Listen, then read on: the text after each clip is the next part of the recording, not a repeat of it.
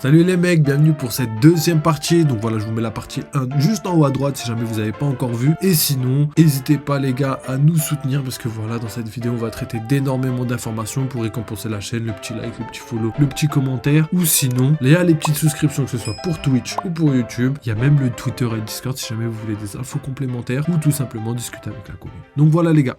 Ok, ben c'est parti les gars, on va analyser en détail ce chapitre 1132 de One Piece qui nous a quand même énormément donné d'informations. Je trouve ça ultra pertinent en plus parce que voilà, c'est des choses qui, d'un côté, on avait le dénouement de l'histoire, on avait tous les foreshadowing pour croire en ça, et de l'autre côté, on a quand même des surprises auxquelles on s'attendait pas du tout. Donc c'est parti, on commence le chapitre, même de manière globale, le chapitre, je dirais qu'il est séparé en plusieurs parties. La première partie, ça va être vraiment d'unir un petit peu toutes les personnes qui devaient se rencontrer au même endroit. Donc on a le début qui commence avec l'équipage des chapeaux de paille, mais l'équipage qui est resté sur le Grand Eric là, le navire des géants, à savoir Robin, il y avait Franky, Jinbei, il y avait aussi Lilith, il y a aussi d'autres personnages, tu vois, qui sont potentiellement, on les a un peu oubliés entre guillemets, mais qui sont quand même encore là, comme Bonnie et Kuma. Donc ça c'est la première partie des personnages qui sont arrivés, ils arrivent sur l'île tranquille, ils vont dans le Bifrost, hein, donc voilà, c'est la fameuse théorie validée, qui monte justement à la deuxième strate. Donc ça, c'est pour la première partie. Ensuite, des informations par rapport à Luffy, par rapport au groupe de Luffy qui étaient séparés, qui se sont réunis. On a aussi Pirates des Nouveaux Géants. Donc d'un côté, on a Ash Routine avec potentiellement une autre personne comme on l'a vu dans le précédent chapitre. Et de l'autre côté, on a Guerre des Goldberg et même Road qui sont tous là, qui se rejoignent eux aussi. Donc comme vous pouvez le voir, on a vraiment une réunification de tous les personnages que Oda nous avait teasés précédemment, qui sont actuellement tous ensemble. Donc je pense que la finalité va avoir un rôle à jouer par rapport au dénouement de l'histoire qui va se passer à Elbaf. Et ensuite, on a les fameuses cases de Louis Arnaud, qui est un célèbre explorateur dans l'univers de One Piece, mais explorateur non reconnu, étant donné que pour tout le monde,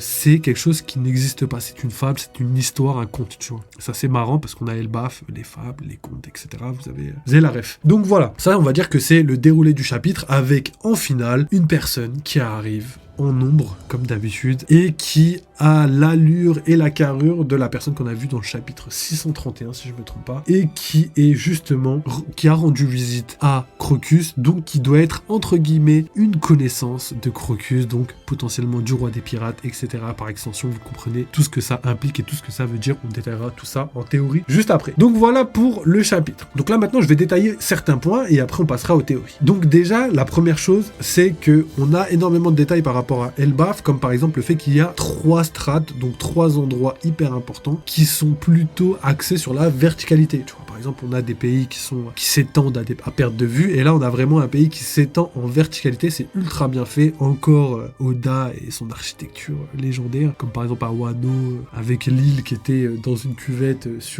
une île sur une île, comme vous avez capté. Et du coup, ça c'est ultra bien fait de la part d'Oda. On a l'habitude avec Oda d'avoir des îles qui sont complètement loufoques et en même temps hyper bien pensées. En tout cas, ultra cohérente pour le manga. Donc ça, c'est la première chose. Les 3 strates sont du coup le monde souterrain qui se situe dans la neige, les fjords, etc. Ensuite, au-dessus, on a le monde du soleil. Donc ça doit être pour moi, je pense, la terre de Nika, la terre de naissance de Nika, là où potentiellement il a vécu plusieurs millénaires. Et le monde souterrain, c'est là où est mort le soleil, donc potentiellement là où est mort Nika. Voilà, des petites révélations, des petites extensions qu'on peut comprendre étant donné que voilà, il nous a donné des informations à prendre à la légère parce que voilà, c'est aussi peut-être des fans de la part de Oda. Il est très très fort pour ça. Et aussi, on a un troisième monde qui était complètement ignoré pour l'instant. Là aussi, c'est une théorie validée. C'est le fait que à la cime de l'arbre, potentiellement, il pourrait y avoir le monde du ciel où on pourrait trouver potentiellement, encore une fois, à 10 000 mètres d'altitude, un village, peut-être un peu plus féerique, un peu plus dans les nuages, qui pourrait être peuplé soit de géants qui sont au sommet de l'arbre, au sommet du haricot magique. Surtout que le haricot magique, je vous le dis souvent, mais sachez que il existe déjà, c'est le haricot magique qu'on a vu à Skypiea. Donc vous voyez encore une fois le parallèle qui pourrait se faire entre Skypiea et tout simplement Elbaf. Et je pense aussi que ce village pourrait avoir un lien avec tout simplement Asgard qui se situe à la cime de l'arbre. Donc voilà, on sait déjà que dans la deuxième strate, il y a beaucoup de villages différents. Vous connaissez ma théorie sur le fait qu'il pourrait y avoir un village de nains, un village d'elfes, elfes noirs,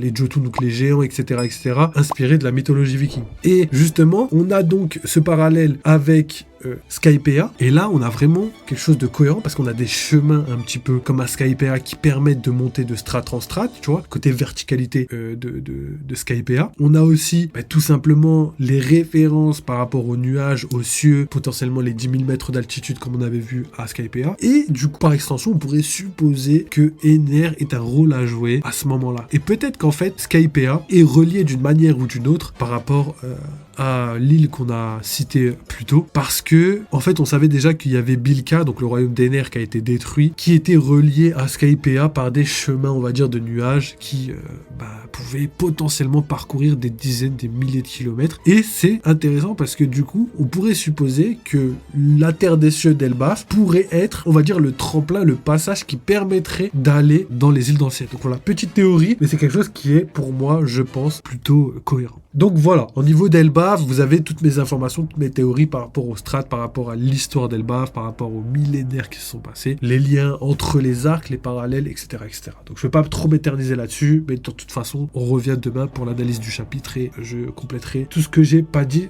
dans cette vidéo, tout simplement. Donc voilà. Alors, dans le village principal, on a aussi du coup ces fameuses maisons flottantes de branche en branche. Donc voilà, hein, vous connaissez un petit peu le folklore qui tourne autour de ça. On a plein d'histoires où justement il y aurait des personnes qui vivent dans les arbres, ils s'accrochent, c'est comme de l'acrobranche mais en version village. Donc voilà, c'est des choses qui pour moi sont ultra pertinentes par rapport à tout ce que j'ai dit avant, et c'est des choses qu'on avait teasé il y a très longtemps. Donc voilà, encore une théorie validée par rapport à ça. Ok, donc maintenant on va parler vite fait de Shanks parce que Shanks apparaît dans le chapitre, donc voilà, un plaisir, et il apparaît en tant que flashback parce qu'il a parlé colonne, je sais pas comment on pourrait le dire parce que colon c'est vraiment bizarre, et du coup on le voit dire que voilà, Luffy, prépare-toi à son arrivée parce que voilà, cette personne n'est pas n'importe qui, c'est la personne que j'attends entre guillemets. Et c'est assez marrant parce que on dirait que son capitaine lui a transmis pas forcément sa volonté ou une partie de sa volonté, parce que il est comme son capitaine, il attendait quelqu'un et Shanks attend quelqu'un et ce quelqu'un est Luffy. Voilà, c'est assez intéressant parce que ça montre aussi l'intérêt que Shanks a pour Luffy et l'amour que Shanks a pour Luffy, et ça montre énormément de choses étant donné que voilà, à partir de maintenant je pense qu'on peut avérer, même si nous on le savait déjà sur la chaîne, peut avérer le fait que Shanks ne peut pas être méchant pour cette fin de manga. En tout cas, je l'espère parce que voilà,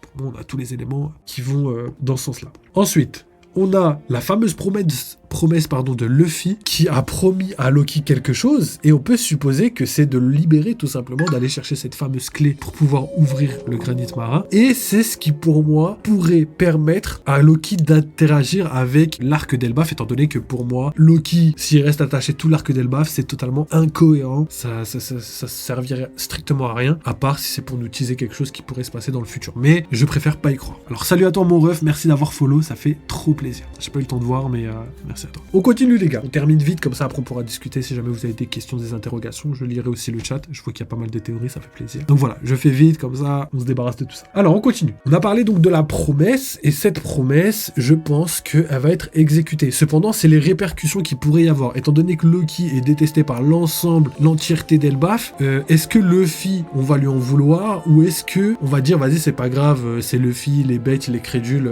vous avez capté. Et potentiellement que ça pourrait finir par un combat qui terminera sur qui est réellement le dieu du soleil, parce que voilà, c'est la question que tout le monde se pose, étant donné qu'on a vu énormément de prétendants à ce titre. On a vu Bonnie, dieu du soleil Nika, on a vu les théories par rapport à Barbe Noire qui pourrait piquer le fruit de Luffy et devenir Nika, on a vu Rhodes plutôt dire que c'était lui le dieu du soleil, Loki maintenant, et énormément d'autres personnes.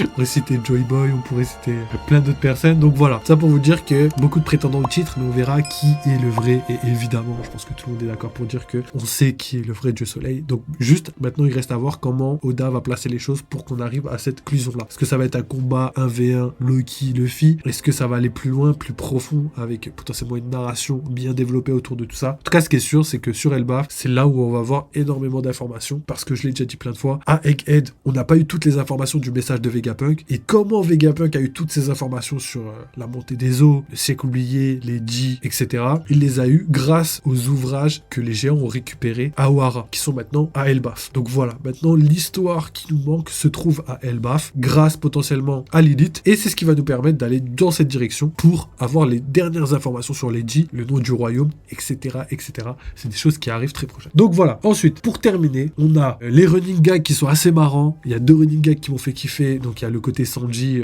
Gerd. Je vais pas plus en profondeur, mais je vois que Sanji se fait plaisir. Et on a aussi le running gag de Luffy qui sait pas mentir, mais j'ai tellement hâte. C'est, je crois, là où le film fait le plus rire. Je crois que c'est ça. Quand il est là en mode il sait pas mentir, oh là là, ça me fait mourir de rire. On a aussi Bragman. Bragman, c'est intéressant parce que c'est un livre, comme je l'ai dit précédemment, qu'on a ouvert à Little Garden, donc dans les chapitres 100, et qui s'est clôturé aujourd'hui avec la fameuse phrase « Ne vous attardez pas trop longtemps à Elbaf ». C'est magnifique, c'est ultra bien géré de la part d'Oda. Je trouve ça vraiment, c'est du génie d'avoir fait revenir ce livre qui pourtant n'avait pas énormément d'importance dans la narration ou dans l'histoire d'après les informations qu'on a aujourd'hui, et qui pourtant est bel et bien là, avec une voix de narrateur, avec des cases qui racontent, c'est vraiment légendaire. Donc je kiffe énormément. Et pour terminer, je pense que là c'est vraiment la vraie fin, c'est la dernière information qu'il faut traiter, je pense, c'est ultra important, c'est qui est cet homme en ombre qu'on voit à la fin du chapitre, le fameux cliffhanger qui va nous laisser beaucoup d'interrogations sur tout ce qui pourrait se passer à Elbaf. Et moi j'ai la réponse, en tout cas j'ai ma propre réponse.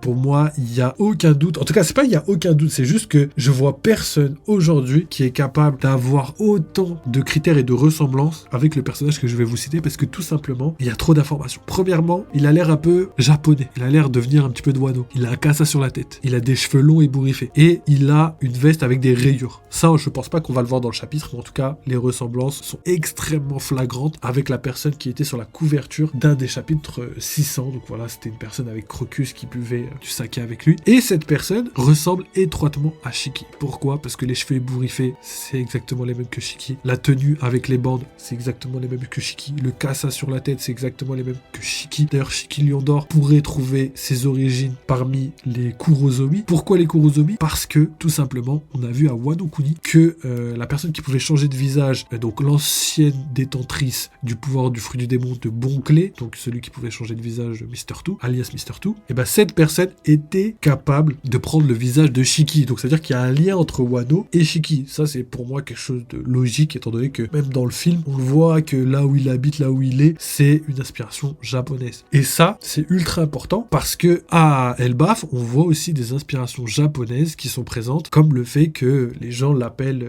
Tazo, ils finissent par le suffixe Tazo, le titre Tazo. Donc ça, c'est un titre qu'on donne aux personnes, mais dans les anciennes histoires. C'est quelque chose qui s'utilise plus ou très peu au Japon actuellement. Donc c'est quelque chose de plutôt ancien. Et ça va extrêmement bien avec le côté Shiki, etc., etc. Et même, je pourrais aller plus loin. Pour moi, il y a un monde où justement l'île d'Elbaf et l'île de Wano formaient qu'un seul et même continent. Et que ces deux peuples pouvaient échanger certaines choses et que certaines cultures se sont mélangées exactement comme par exemple tout simplement nos cultures à nous qui influencent pays voisins, etc., etc. Donc voilà. Tout ça pour vous dire que Shiki, pour moi, c'est quelqu'un qui, pour moi, a été Shiki, qui a été teasé depuis très longtemps, et j'ai l'impression qu'il va avoir un intérêt. Potentiellement qu'on pourrait avoir un flashback de lui par rapport à Garp, potentiellement. On pourrait avoir un flashback de lui par rapport à God Valley, potentiellement. On pourrait avoir énormément de choses, donc son intérêt dans l'histoire et dans le manga peut être ultra logique, en tout cas à Wano Kuni. Donc voilà, après il va falloir voir un petit peu comment l'adaptation se fait, étant donné qu'il y a eu un film, que Luffy est censé l'avoir déjà rencontré. Est-ce que le film fait partie de l'histoire? Est-ce qu'il fait pas partie de l'histoire? On sait pas, mais je pense que c'est quelque chose qui va potentiellement arriver. En tout cas, je l'espère. Donc voilà les gars, je pense avoir fait le tour au niveau de l'analyse. De toute façon, si j'ai oublié quoi que ce soit, vous inquiétez pas, demain il y aura la réaction au chapitre et ça nous permettra de voir tout en détail. Donc voilà, merci la team YouTube d'avoir suivi ce live. N'hésitez pas à follow, like et commenter.